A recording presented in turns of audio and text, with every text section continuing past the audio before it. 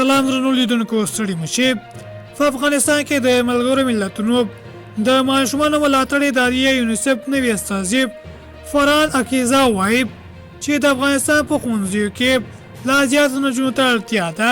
ښاغلي عقیزه پرون چهارشنبه د سلواغۍ په شپږیشتمه په یو ټویټ کې لیکلي چې د هلمند په دشینه کې یې د نجونو په لومړنیو ښوونځیو له زده کړو طالبوال نجونو سره کتلي دي. فرحان عقیزه لیکلي چې یونیسف ژمن دی چې د دغه زده کړو ملاتړ وکړي څو خپلو زده کړو ته دوام ورکړي او په خپل خوبونه رښتیا کړي. دا په داسې حال کې ده چې د افغانستان اسلامي امارات تر شپږم ټولګي پورته او د لوړو زده کړو په مؤسسو او پوهنتونونو کې د نجونو زده کړې ته امنستاني پورې ځنډولې دي.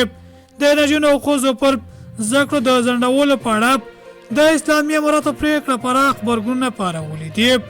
یو شمېر اسلامي هیوادونه د اسلامي همکارۍ سازمان ملګرو ملتونو د امریکا متحده ایالاتو او یو شمېر نورو بنسټونو د سازمانونو له اسلامي اماراتو غوښتي چې خپله پریکړه بیرته واخلي او نجونو او ښځو ته د زده کړو اجازه ورکړي.